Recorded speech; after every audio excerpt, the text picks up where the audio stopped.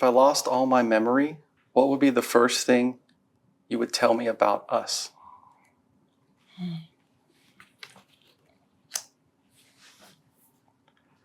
It's me, Laura. You're okay. We love each other. And then I'd go into our story about how we grew up 15 minutes from each other, and I would have had nothing to do with you then, but we found each other again. Yeah. At the mall of all places, and we have not been apart since. That's true. Would you tell me about what happened right away? About what happened to our son? Yeah. If you just woke up and had no memory, I probably would not tell you what happened to our son right away. I would wait until I knew you were safe and felt like you were in a safe place, and then I would tell you. Okay. I think that would be best. That's for sure. What is one experience you wish we never had, and why? Oh, God. I wish we never had that knock on the door and the sheriff saying, "Are you the parents of Bradford Bookser?" And I wish we didn't have to call when we called our girls. That's so true. It. I would say that's number one for me. Calling the girls. When we called our girls, that was, I would say, hands down the worst moment. Both of them, both of their reactions. That's when I crawled back in the bed. I remember I was like catatonic after we talked to them, and I hung up. I just kept saying, I'm so sorry, I'm sorry. And then I just lied in the bed, and we had to go. Like we had to go to the door. We had to go to the school. And the police were waiting for us there. And I was just like, I can't get out of this bed. I couldn't even imagine it. I think for me, that was the worst. The phone calls were hard. Yeah, that was bad. That was really hard. And then that worry doesn't end, right? That worry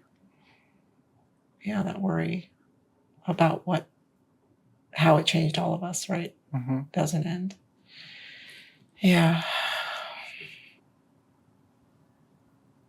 Oh my God, a second.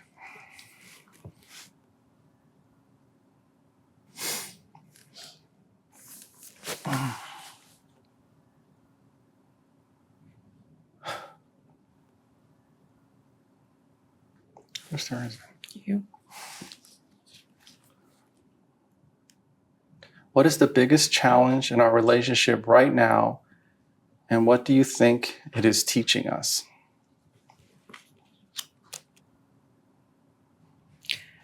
Our biggest challenge is keeping our emotions in check to do what we have to do on a day-to-day basis. Mm-hmm. We have work that needs to get done, and we have people counting on us for things. And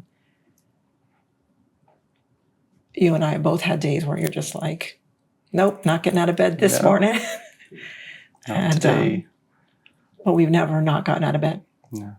Either you've been like, get your ass out of bed, or vice versa. Right. And then in the very beginning, we made that promise to each other. I think it was like the second or third day after he passed away, where we said, we are going to make sure we get up and get a shower and make yourself look decent every single day. Get up and get a shower. And we have kept that promise. We did. Every day you get up and you get a shower and you start your day. And I don't think people realize how hard that was for us. I don't think our family and friends realized how hard that was for us. Right. Because you just really want to curl in bed and then do nothing. And we allowed ourselves a few days of that. And then, well, you smelled, and I just was like, I know I don't smell great. And you said Well, were we avoiding the shower?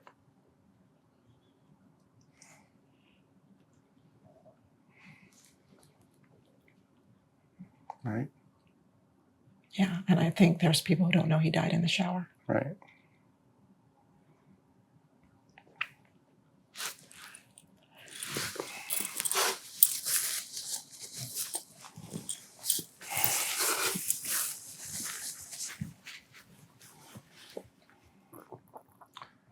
Yes, we were avoiding the shower.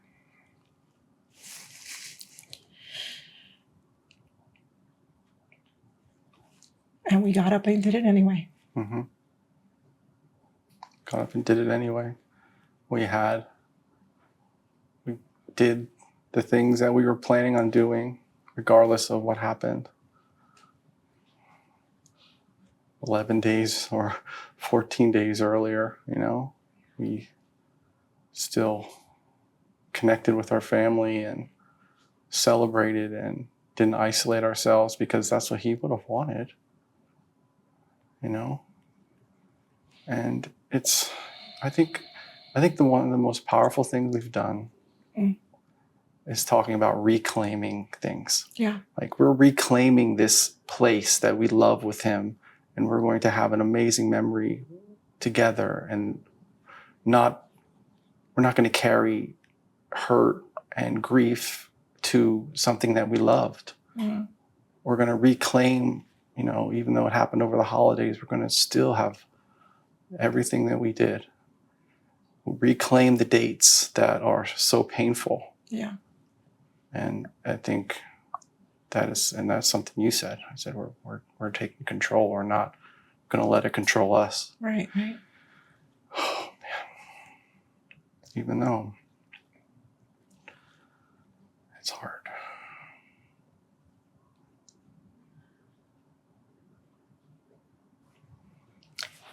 When do you feel closest to me and why?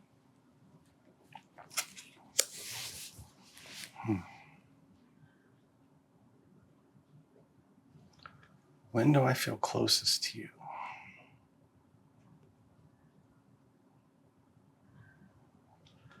I think it's when we are having a conversation, and because I'm not always the one that wants to initiate a conversation or really want to talk about feelings or things like that, but when I'm able to talk with you about it, I always feel like this connection, this really deep connection that opens up something inside of me that I always usually want to keep closed. Because I don't want to, feelings are hard. Feelings are tough. And a lot of times I'm like, I just don't want to talk about it, because then you feel like that's going to bring that emotion up closer to the surface. But I think when that emotion does come up closer to the surface and I'm with you and you're able to talk with me about it with that patience and love and kindness, that's when I feel the closest to you, because it's just this feeling of safe, this security, and of being like a safe place that I can share. And it doesn't matter what I say or how I feel or how it looks, I think you worry a lot about how do you look. Oh, yeah. And that's why you didn't really want, even when our son died, you didn't really want to cry. Mm-mm. Also, you said it made you feel terrible. Yeah, so, it does. I feel closest to you when you're able to share those feelings with me, because I know I'm the only person you'll share them with. I think you have deeper relationships with people now because of the ability to kind of share the worst moments of your life. Right. That's when everyone feels closest to you. It's really powerful to understand that when you're really feeling bad, or if you're dealing with grief like we have, let people in instead of shutting them out. Because we have found that every time we let someone in, it helps us. And I think it makes us feel better. And we have friends that didn't let us shut them out. Yeah, they wouldn't let us. They came to the house. I'm coming over. And knocked to the door. They knocked on the door. Like, open the door. Yeah, exactly. But that's what we needed. Yeah, especially you, I think. Yeah, especially me. Mm-hmm. Yeah. Because I'm like, no one understands. Mm-hmm. But they don't have to understand. They just want to be next to you and just be there with you, Mm-hmm. Now I learned that for sure. What do you feel is left unsaid between us?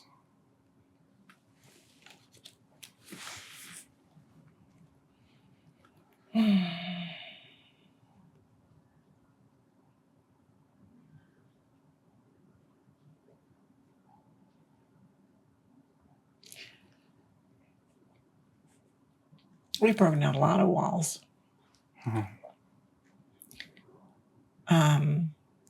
Over this past year, but really it's just been the past few months. I think you still have a hard time sharing the depth of your grief with me completely. More so because you're worried about upsetting me. I also think you feel some guilt that I don't think you should feel. Because you think what happened to Brady is genetic, and you think that it's your fault and you must have passed down a bad gene. And he was both of our son, and we don't know what happened. And so, but you never say it, but sometimes you insinuate that. And it's nobody's fault. I know. Every time I look in the mirror and I see that, it's like, oh, what did I do? Or, what did I do? You didn't do anything. I feel like I know I didn't do anything. I know that we didn't know, or it was out of our control, but that is probably what has been left unsaid, because I just have that feeling. And then, as far as really opening up and talking about that grief, it's just, I don't want to fall apart. You got to hold something back, it's like, but maybe that's not what needs to happen. Maybe to release some of that pain right here.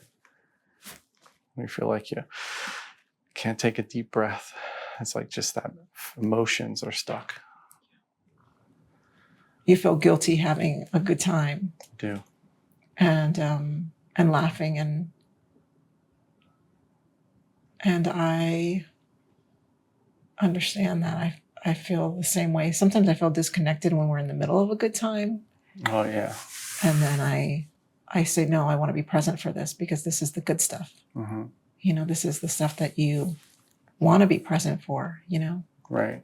And it's kind of like this, when you're really having a good time and you're like in the moment, but then you're ripped back into it's, what the reality is. The fun is reality, but really remembering that, oh, there's that loss there. It's like, you don't want to get up too high, because that yank back is kind of jarring, and it's like, oh man. Yeah. But I think I hope it get better. I hope it gets better, right? I hope that gets better. What are you hesitant to ask me, and why?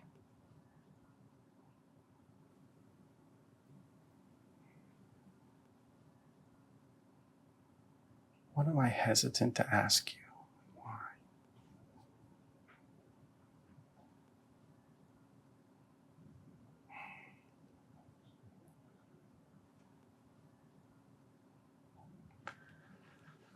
I think recently I'm really hesitant to ask you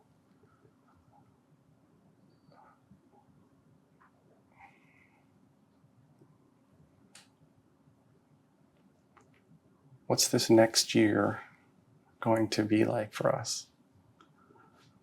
And the reason why I'm hesitant, because I'm kind of scared of it. I feel like we're going to go into a year that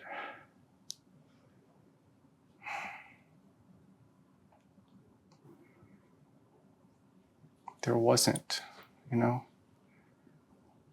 Like, last year was this, or remember last year when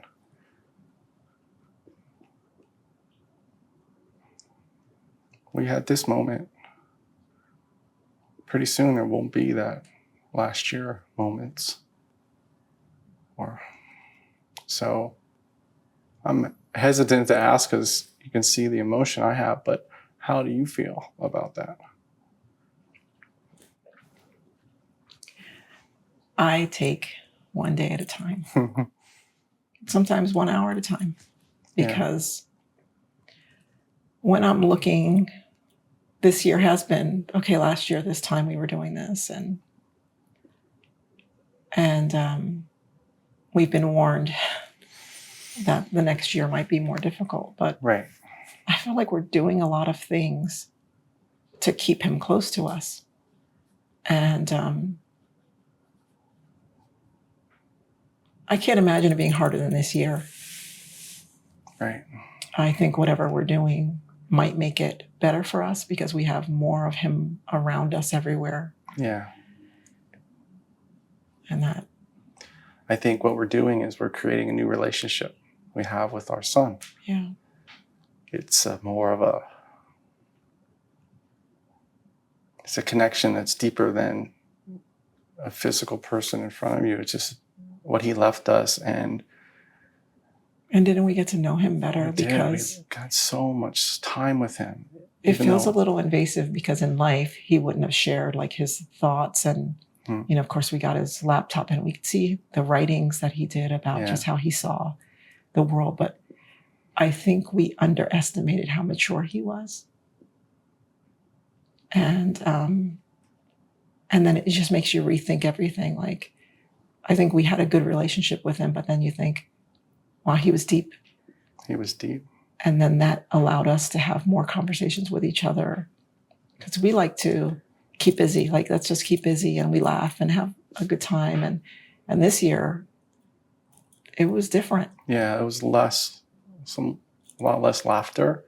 We still had some in there, but and then you have the feeling behind the laughter, like, why am I laughing right now? Should I be happy? But and then I was like, imagine him being like, what is wrong with you two?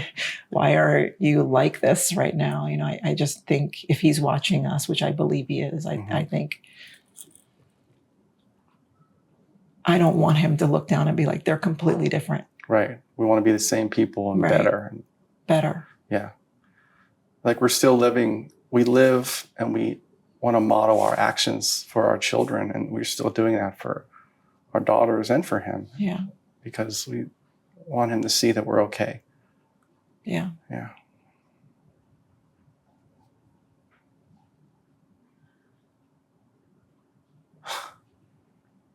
What do you think I fear the most? Why? And what is your advice to me in that regard?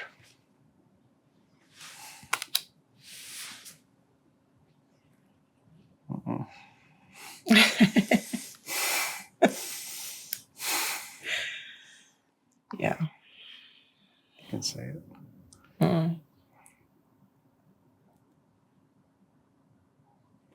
You're scared something will happen to me. A little vice grippy. You're holding on a little tight. You don't want me to really do much. You want us to be together all the time. And, you know, we didn't really, you know, we used to like spending time with each other, but I think you're really scared now of something happening to me. And in the beginning, it was even like, where are you going? I'll come with you. Like, you can just like protect me from everything. And I think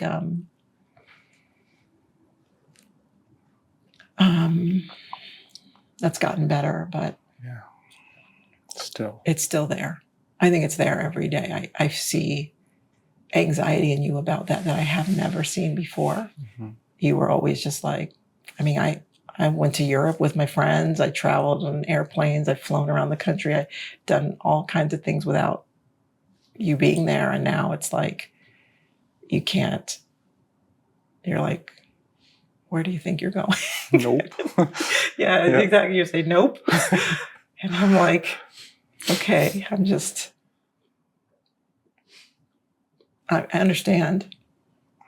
But I can't think about it. I know. But it is hard for me because I feel the same way, but I don't want, Well, what's the advice? The advice is what I said before, is have the humility to know we can't control everything. Yeah. Right? We can't control it. So, but we don't want the experience that we have to be less than what we had before, which is that we just allowed ourselves to be able to have fun experience, friendships, travel, and do the things that we were driven to do. Yeah, we still have to live. Without feeling like, right? I mean, I don't feel like you're like leashing me. I just feel like you are definitely next to me a lot more, moving with me a lot more in places that are weird. You don't like shopping. Like, why are you with me? I know you're not here because you just want to hang out and sometimes watch me. Think, why am I here? Exactly. But I'd rather be next to you. Yeah. There than. And I wish I could say to you, I'll be here forever, or you'll be here forever, but we know how this ends. Yeah, we know. Because we're not breaking up. It all ends the same. Yeah, that's for sure. So it ends with one of us losing the other person. That's how it ends. And we have to accept it. Right. But we don't live thinking about the end. Not live in fear of what the end is and when the end is, because we don't have control over it. That's it. We don't have control. We just. But live. I love that you love me that much. I love you so much. Okay. What do you think I need to hear most from you, and why? I think this is a follow-up for the previous question. Yeah, I think it is too. What do I think you need to hear, and why?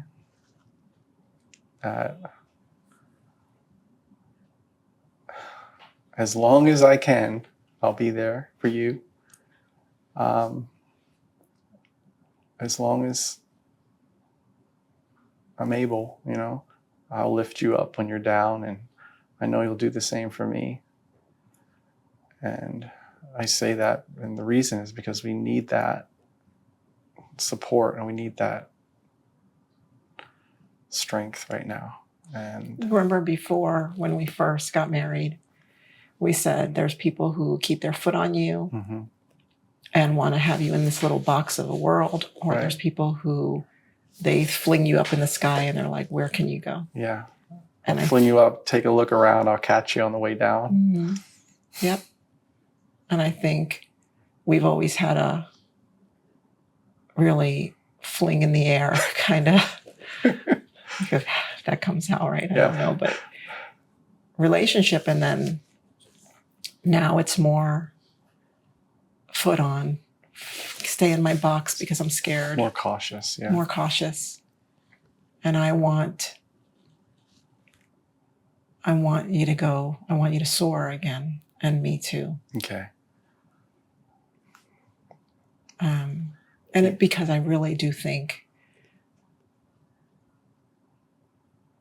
this is a gift, where being able to be here and live this life is a gift. It is a gift, yeah. And to be able to have, how I said before, we were talking about how we're so lucky, like, are we too lucky? And I think we have found out we're lucky in different ways now. We've found out how our friends are, and the friends and family that have been around us, like, we're still lucky. Very lucky. And all the people that have supported us. Yeah.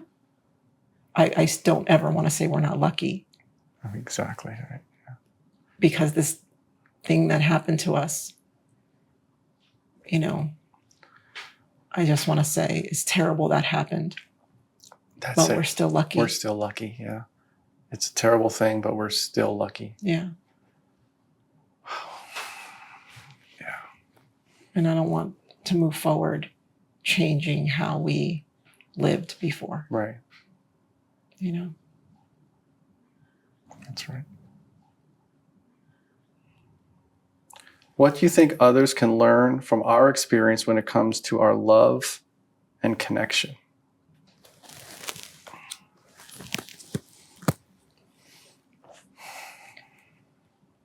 I think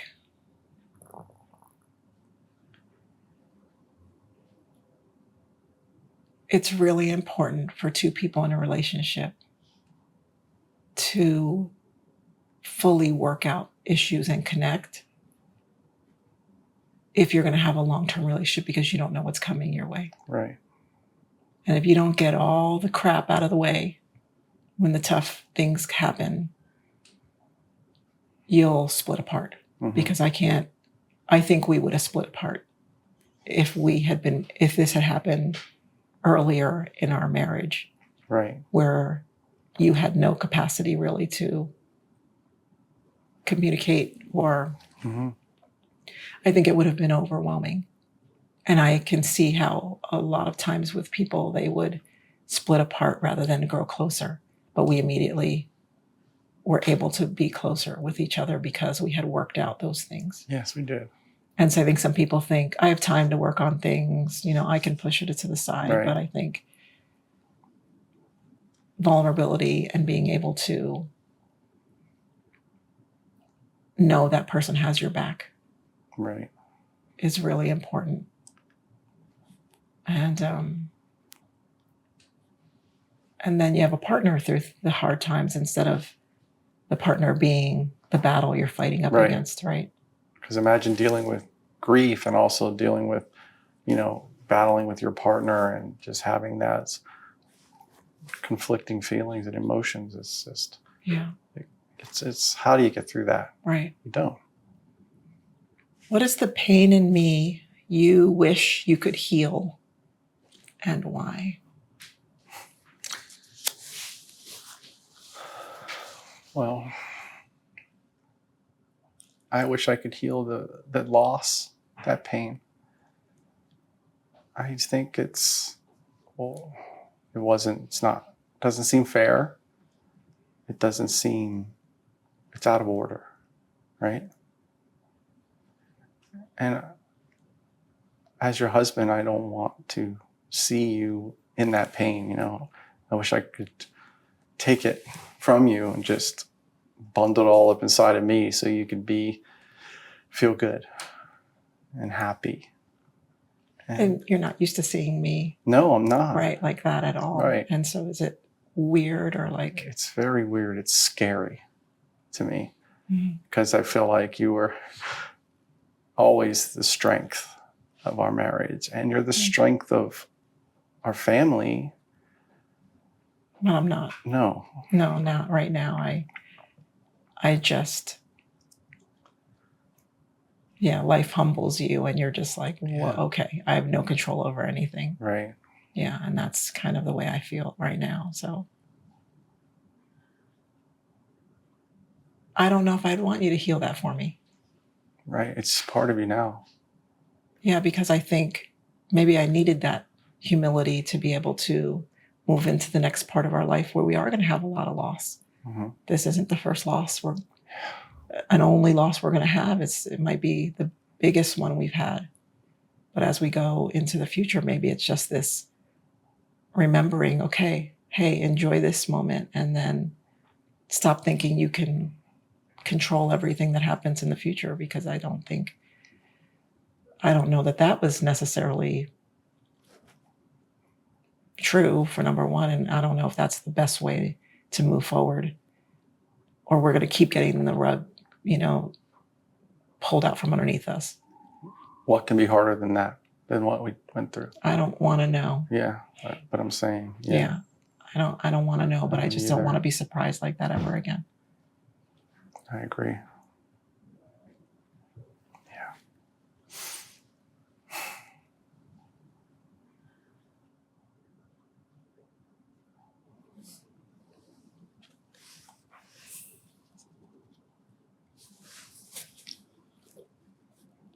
What do you miss most about our son?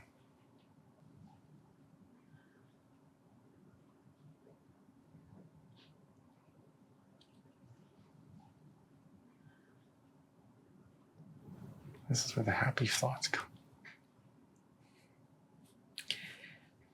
That was the most creative person I've ever met in my life. I feel like he came out with a pencil in his hand and he sketched the room we were in. Like I've never, from the time he was really little.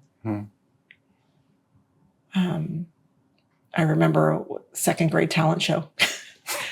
And he said, I'm going to show you my act for the talent show.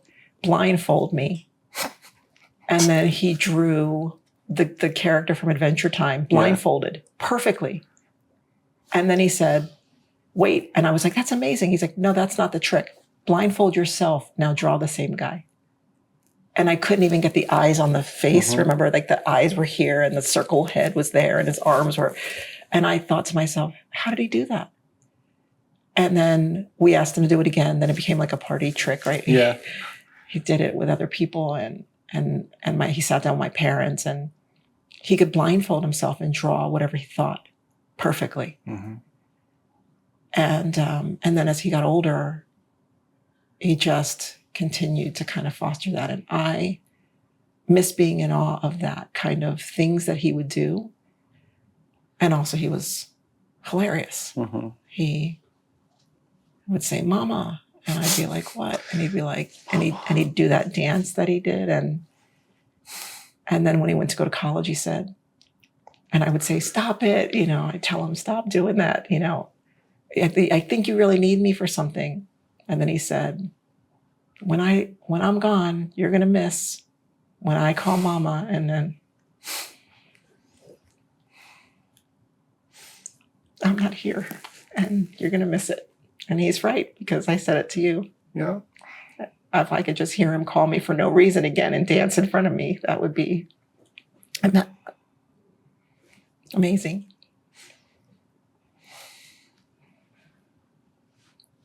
What do you think or feel life is teaching us? I think life is teaching us not to take it for granted. Never take life for granted. We did. We did. We were overconfident. We expected good things. And don't take people for granted. Yeah. Don't take what you're given for granted and really appreciate what you have. And appreciate what you no longer have, because it's brought you to where you are today or who you are now. And like I said earlier, we have this new relationship with our son, and we can still do that. We can still have a relationship with him through his art and through his... Don't you feel like we have a new relationship with everybody? I do. Don't you feel like every relationship changed because of it? Every single one. Yeah, I think, yeah, that's what I think for sure too. If this was our last conversation, what would you never want me to forget?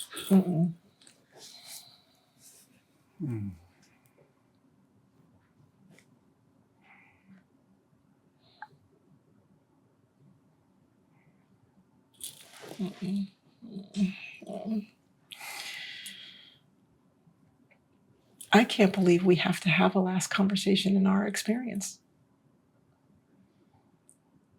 I hope we get the opportunity to.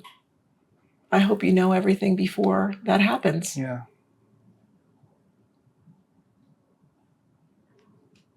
You were a surprise to me. Seeing you, I thought I had you summed up. Knowing how you were when you were younger, I thought I had you summed up. And you were a surprise to me. And how great has it been ever since? Been amazing. Because no matter what we go through, to be able to have the relationship that we have, the fun that we have, the joy that we have, adventurous spirit that we have to be able to be like, do things that other people are like, you guys are freaking crazy. You're nuts. What are you doing? Yeah. And we're just like, our life, not yours. And we go do it, and we have the best time and best experiences. And I want you to know how grateful I am that my life was so much fuller and richer because I had you as my partner. And I love you so much. Love you too. Like deeply, like soulfully. Like I feel like you're my soulmate. Yes, I think that is true. I think we are soulmates for sure. And we found each other after we had both really horrible things happen. We did. So we had really horrible things happen. And then I was in California, you were in California. Why were we both in California at the same time? Right. We're both from the East Coast. It made no sense. We're 15 minutes away from each other growing up. I know. And then we moved to we're in the same city. Yeah, exactly. It was meant to be. Okay. Whatever forces were beyond from the grief that we had been dealing with previously, they pushed us so that you were stalking me at the mall. And I accepted to go to dinner with you for some unknown reason. I normally would have said, get out of here. Yeah, don't go to dinner with stalkers. Exactly right. Oh, man. Why do you love me? Why do I love you? Because you push me to do things I would normally do, and I've had such a fuller life because of it. I love you because of that. I love you because you see me for who I am, and all the good and the bad. And what bad? But what you taught me in our relationship is we're not defined by a mistake, or we're not defined by something we feel that's not, oh, I'm not really proud of that. That's not who we are. We are the person that we're trying to be, the person that when we're supporting someone or being there for you or being in a relationship, that's who we are. Mm. We're not what happened in the past. We're not defined by that. And we're shaped by it, but we're not shaped defined, by it, but right? not defined by it. And we have that power to, make our own path and make the changes that we want for ourselves. Mm. And I love that about you because you taught me that. Yeah. I love you so much. I love you too. And I couldn't imagine being with anyone else. Ditto. Thanks.